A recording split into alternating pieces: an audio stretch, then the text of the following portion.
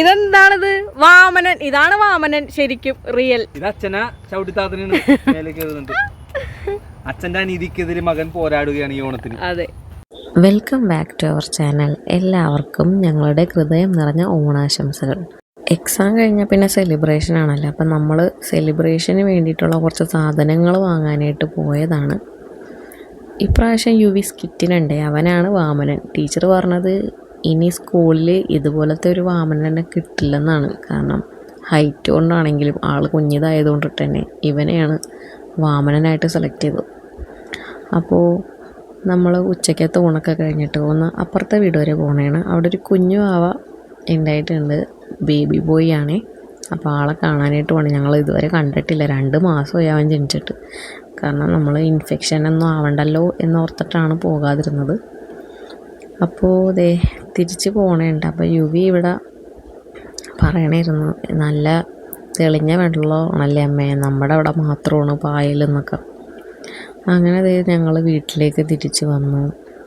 ഇനിയിപ്പോൾ കാണിക്കുന്നത് പിറ്റേ ദിവസത്തെ വീഡിയോ ആണ് കേട്ടോ. അപ്പോൾ അതേ നമ്മുടെ സ്കൂളിലെ സെലിബ്രേഷന് വേണ്ടിയിട്ട് നമ്മൾ വന്നേക്കണേണ്. കണ്ട കുഞ്ഞ് വാമനനിരിക്കുന്നത് നല്ല ഭംഗിയായിട്ട് അവൻ ഒരുങ്ങിയിട്ടുണ്ടായിരുന്നു. എനിക്ക് ഭയങ്കര ഇഷ്ടമായി. നമ്മൾ കുറച്ച് ഫോട്ടോയൊക്കെ എടുത്തായിരുന്നു കേട്ടോ അതിന് മുന്നേ തന്നെ. അപ്പോൾ അതേ കുട്ടികളൊക്കെ എല്ലാവരും ഓണത്തിന് നല്ല സൂപ്പറായിട്ട് ഒരുങ്ങി വന്നിട്ടുണ്ട്. മലയാളി മങ്കമാരും മാരന്മാരും ഒക്കെ അടിപൊളിയായിട്ടുണ്ട്. നമുക്കിവിടെ pre-KG to 4th സ്റ്റാൻഡേർഡ് വരെയുള്ള സ്കൂളാണ്. ചെറിയ കുട്ടികൾ മാത്രമുള്ളപ്പം. അപ്പോൾ കുട്ടികളൊക്കെ ദേ പെൺകുട്ടികളൊക്കെ അത് കണ്ടില്ലേ, എന്ത് ഇത്ര മനോഹരമായിട്ടാണ് ഒരുങ്ങി വന്നേക്കുന്നത്. ശരിക്കും എന്താ പറയുക, നമുക്ക് 2 ആൺകുട്ടികളായതുകൊണ്ട് തന്നെ ഇങ്ങനെ പെൺകുട്ടികളിങ്ങനെ ഒരുങ്ങി വരുമ്പോൾ ഭയങ്കര ഒരു സന്തോഷമാണ്. എനിക്കങ്ങനെ ഇവിടെ അനിയത്തിയുടെ മോള് വരുമ്പോഴാണ് കേട്ടോ ഒന്ന് ഒരുക്കാനായിട്ട് പറ്റണത്. അനിയത്തി എന്ന് പറഞ്ഞാൽ ചേട്ടൻ്റെ അനിയത്തി. അവളുടെ ഹെയറൊക്കെ കെട്ടിക്കൊടുക്കും. അങ്ങനെ എനിക്ക് ഭയങ്കര ഇഷ്ടമായിരുന്നു ഒരു പെൺകുട്ടി വേണമെന്നുള്ളത്. പക്ഷേ എന്ത് ചെയ്യാനായിട്ടാ, നമ്മൾ ആഗ്രഹിച്ചൊന്നും നമുക്ക് കിട്ടിയില്ലല്ലോ. അതെന്തെങ്കിലും ആവട്ടെ. അപ്പോൾ ദേ കുട്ടികൾ ദേ ഇവിടെ ഡാൻസൊക്കെ തുടങ്ങിയിട്ടുണ്ട്. എല്ലാ പരിപാടിയും ഒന്നിനൊന്ന് മെച്ചമായിരുന്നു. ഒന്നും പറയാനില്ല കേട്ടോ. ടീച്ചർമാരുടെ ആ ഒരു എഫേർട്ട് നന്നായിട്ട് നമുക്ക് കാണാൻ പറ്റുന്നുണ്ട്.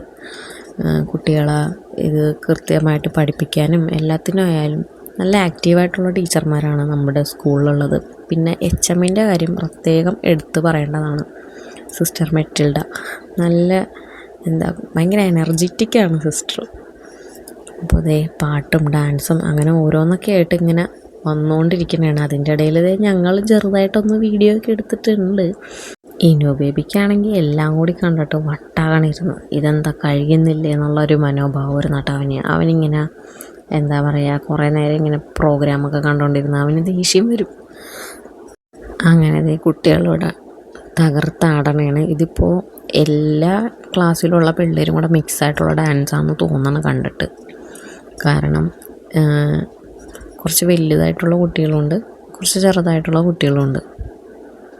പിന്നെ ഇത് മാത്രമല്ല കേട്ടോ, നമ്മുടെ ടീച്ചർമാരുടെ തിരുവാതിര, അങ്ങനെ ഒരുപാട് പരിപാടികളുണ്ട്. ഞാൻ എല്ലാം ഉൾപ്പെടുത്തിയിട്ടുണ്ട്. നിങ്ങൾക്ക് ബോറടിക്കുമെന്ന് എനിക്കറിയാൻ പാടില്ല, കാരണം ഇതിങ്ങനെ കണ്ടുകൊണ്ടിരുന്നതിനാ. പക്ഷേ എനിക്ക് ഇത് ഇടാതിരിക്കാനായിട്ട് തോന്നിയില്ല. അതുകൊണ്ടാണ് ഞാനിത് അപ്ലോഡ് ചെയ്യണേ കേട്ടോ. കാരണം അവരത്രയും ബുദ്ധിമുട്ടി പഠിച്ചതല്ലേ. ഇതെല്ലാം ടീച്ചേഴ്സാണ് കേട്ടോ. പിന്നെ 2 ആൻറ്റിമാരും കൂടെ ഉണ്ട് അതിൻ്റെ ഉള്ളിൽ. അപ്പോൾ അതേ നമ്മുടെ യുവിയുടെ സ്കിറ്റ് തുടങ്ങി. അത് മാത്രം ഞാൻ ഓഡിയോ ആക്കിയിട്ടുണ്ടേ.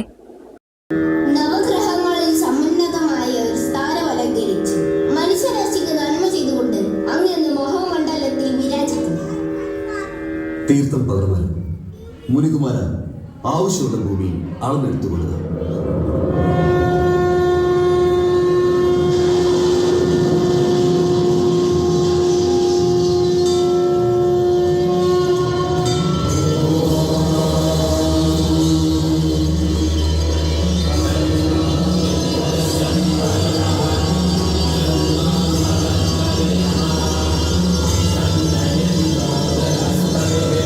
അപ്പോൾ വാനോളമുയർന്ന വാമനൻ തന്റെ 1ാമത്തെയും 2ാമത്തെയും ചുവടുകൊണ്ട് ഭൂമിയും സ്വർഗവും പാതാളവും അളന്നെടുത്തു. നാം ദാനമായി 3ാമത്തെ ചുവട് എവിടുന്നാണ് അളന്നെടുക്കേണ്ടത്?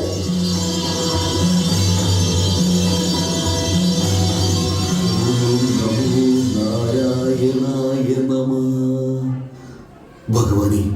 അടിയന്റെ ജീവിതം സഫലമായി. അവിടുത്തെ തൃപ്പാദം കൊണ്ടുള്ള മൂന്നാമത്തെ ചുവട് അടിയന്റെ ശിരസിലാവട്ടെ. ആ പാദത്തിങ്കിൽ കൂടി അടിയൻ മുക്തി ലഭിക്കട്ടെ. പ്രഭു, പ്രജകളുടെ സന്തോഷവും സംതൃപ്തിയും കണ്ട് ആനന്ദിച്ചിരുന്നവനാണ് അടിയൻ. ആ എനിക്ക് തിരുവോണനാളിൽ സന്തുഷ്ടരായ എന്റെ പ്രജകളെ വന്ന് കാണുവാൻ അനുമതി നൽകണം. അങ്ങയുടെ അഭിഷ്ടം പോലെ നടക്കട്ടെ. തിരുവോണ നാളിൽ അങ്ങേ വരവേൽക്കാൻ കാത്തു നിൽക്കുന്ന ജനങ്ങളെ കാണാനായി നാം നേരിട്ട് തന്നെ അങ്ങയെ കൊണ്ടുവരുന്നതായിരിക്കും. ഭഗവാനെ, അവിടുത്തെ പാദസ്പർശം കൊണ്ട് നമ്മെ അനുഗ്രഹിച്ചാലും. ഓം നമോ നാരായണായ ഭഗവാൻ മഹാവിഷ്ണു തന്റെ പാദസ്പർശം കൊണ്ട് മഹാബലിയെ അനുഗ്രഹിച്ച് സ്വർഗത്തെക്കാൾ മഹത്തരമായ സുതലത്തിലേക്ക് അവരോധിച്ചു. തുടർന്ന് മഹാബലിയെ അങ്ങനെ പരിപാടിയൊക്കെ കഴിഞ്ഞിട്ട് നമ്മൾ സ്കൂളിന് പുറത്തേക്ക് ഇറങ്ങിയിട്ട് നേരെ പോയത് വാസുവേട്ടൻ്റെ കടയിൽ ബിരിയാണി കഴിക്കാനാണ്. ഞങ്ങൾ മിക്കപ്പോഴും കഴിക്കുന്ന ഒരു ബിരിയാണി കടയാണ് കേട്ടോ. നിങ്ങൾ ചേരാനല്ലൊരു വഴി പോകുന്നവരാണെങ്കിൽ വിഷ്ണുപുരം ഭാഗത്താണ് ഈ കട വരുന്നത്. ഉറപ്പായിട്ടും കയറി വെക്കണം, സൂപ്പർ ബിരിയാണിയാണ്. അപ്പോൾ അതേ നമ്മൾ ഹിൽ പാലസിലാണ് ഷൂട്ടിങ്ങിന് വന്നേക്കണത്. ഇത് കണ്ടില്ലേ ഊഞ്ഞാലാടുന്ന എന്നെ, ഇതൊക്കെ നമ്മുടെ ഷൂട്ടിൻ്റെ ഒരു വീഡിയോ വരുന്നുണ്ട്. അതിൻ്റെ ഒരു ഭാഗമാണ്. ഞാനിവിടെ ഇരുന്ന് പാടി തമർക്കണാണ്. അപ്പുറത്ത് വേറെ കുറേ പിള്ളേരുണ്ട്. എനിക്കാണെങ്കിൽ നാണവും പറ്റുന്നുണ്ട്. പക്ഷേ നാണം കാണിച്ചെന്നാൽ ചേട്ടൻ്റെ വായിരിക്കണ കേൾക്കേണ്ടി വരും എന്നുള്ളതുകൊണ്ട് ഞാൻ വേഗം അത് കംപ്ലീറ്റ് ആക്കി. അങ്ങനെ നമ്മൾ തിരിച്ച് വീട്ടിലേക്ക് പോകണേണ്. നമ്മുടെ കൂടെ ഗായത്രി ഉണ്ടായിരുന്നു കേട്ടോ. അവളെ നമ്മൾ ഉച്ചയ്ക്ക് വീട്ടിൽ നിന്ന് പൊക്കിയതാണ്. അങ്ങനെ നമ്മൾ വീട്ടിലേക്ക് പോകുമ്പോഴും നല്ല ബ്ലോക്ക് ഉണ്ട് കേട്ടോ അത്യാവശ്യം. പിന്നെ നമുക്ക് അൺഎക്സ്പെക്റ്റഡ് ആയിട്ട് ഒരു സംഭവം കിട്ടി. എന്താണെന്നല്ലേ, ചാരുദ സിൽക്സിൻ്റെ ഒരു ചെറിയൊരു ഫോട്ടോഷൂട്ട് യുവിക്കും മിനുവിനും കിട്ടി അവിടെ വെച്ചിട്ട്. ആ ഫോട്ടോസാണ് ഞാൻ ഈ ആഡ് ചെയ്ത് വെച്ചേക്കണത്. എനിക്കിത് കാണിക്കാതിരിക്കാൻ പറ്റുന്നില്ല, കാരണം ഞാൻ അത്രയ്ക്ക് സന്തോഷവതിയാണ്. അപ്പോൾ ഇപ്രാവശ്യത്തെ ഓണസമ്മാനമാണ് ചാരുദ സിൽക്സിൻ്റെ പേജിൽ വരിക എന്നുള്ളത്.